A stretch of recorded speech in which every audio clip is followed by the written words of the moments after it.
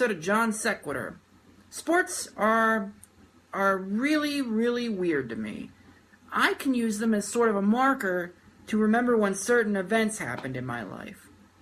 On January 14th, 2000, for instance, I was 15 years old, well, 14, I guess, and for the first time in my life, I was going to play paintball with some friends. I remember that we went to somebody's farm, and it was so cold that the paintballs weren't breaking like they should, and they would just kind of like hit you.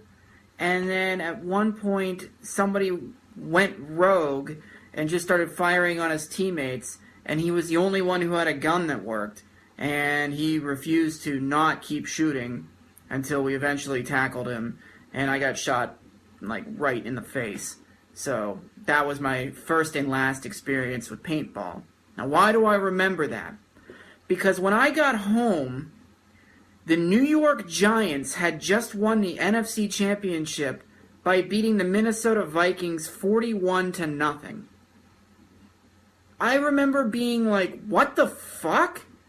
Now, for those of you who don't know or don't remember or don't have stupid memory like I do, that season, the Giants went, I think, 13-3.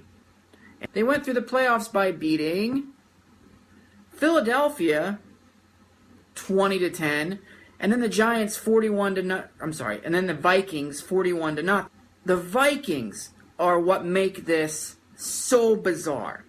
2 years prior, they had probably the best team that I've ever seen in my entire life.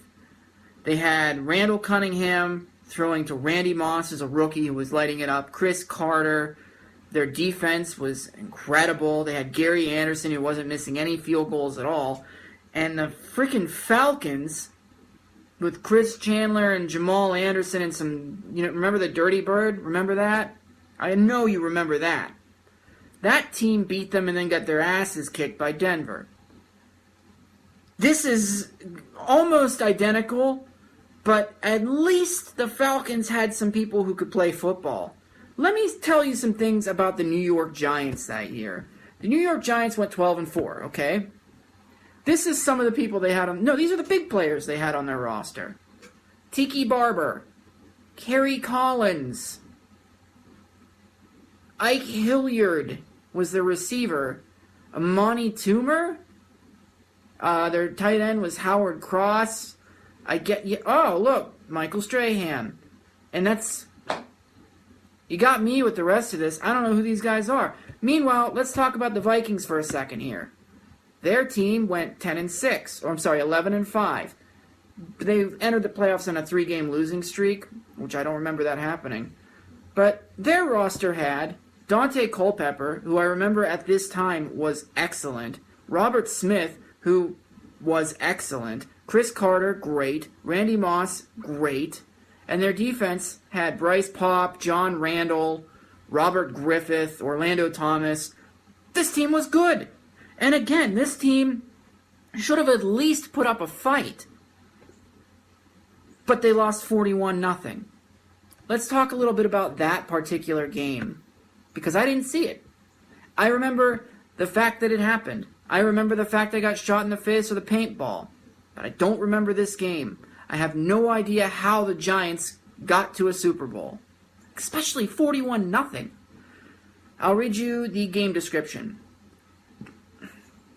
Minnesota got off to a bad start and never recovered. On the opening kickoff, Collins led the Giants 74 yards in 4 plays, throwing a 46-yarder to Ike Hilliard to give them a 7-0 lead less than 2 minutes into the game. What? The Giants' defensive back recovered a fumble from kick returner Mo Williams on the Vikings' 18-yard line, and Collins capitalized with an 18-yard touchdown pass to Greg Camella. And the Giants had a 14-0 lead before the Vikings' offense had even come on the field. The Vikings eventually got a chance to score when defensive back Robert Tate intercepted a pass from Kerry Collins, that still blows my mind, and returned it to the Giants' 37-yard line. But Culpepper returned the favor with a pass that was intercepted by Emmanuel McDaniel. Collins threw another interception, big surprise, on the Giants' following drive, this one to Don Morgan. However, Minnesota could not advance the ball, and Mitch Berger's 26-yard punt gave the Giants field position on the Minnesota 41-yard line. Collins then threw a 22-yard pass to Amari Toomer that set up a field goal on the first play of the second quarter. So at this point, it's 17-0. The next time the Giants got the ball, Collins' 43-yard completion to Ron Dixon set up another touchdown pass to Joe Juravicius, making the score 24-0. Then after a punt, New York drove 62 yards and scored another field goal, aided by a 21-yard run from Tiki Barber. On the next drive, Hilliard caught 4 passes on a 77-yard drive that ended with a 7-yard touchdown reception with 12 seconds left. So at halftime, it's 34-0. By the time the first half ended, New York had scored 34 points, more than they had in any of their regular season games, and gained 386 yards while holding the Vikings to 45 yards. In the third quarter, Culpepper lost a fumble when being sacked, and Cornelius Griffin recovered the ball on the Vikings' 29, setting up Toomer's 7-yard touchdown pass to close out the scoring. The defense would dominate the Vikings for the rest of the game, not allowing them to get beyond the Giants' 40-yard line, and intercepted Culpepper twice. Ugh. That sounds awful. Does anybody remember that the Vikings were actually good in that time period? Because I guarantee nobody remembers that the Giants were good. You know what happened to the Giants? The Giants went on to the Super Bowl to play the Ravens. The Ravens with this great defense, and they had just come from Cleveland like 6 years ago, and we're like, hey, Cleveland, fuck you and your terrible history where your river caught on fire, and you had the 10-cent baseball night that one time where a bunch of naked fans attacked a bunch of players from Texas. Ugh. So they go to the Super Bowl with Ray Lewis. And that game,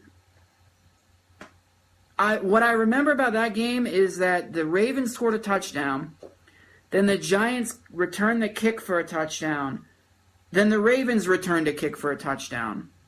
That's all I also remember that the halftime show was NSYNC and Aerosmith.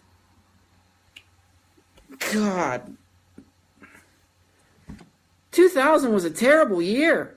You kind of wish the Y2K would have actually wiped everything out. All right. Have a good night, everybody.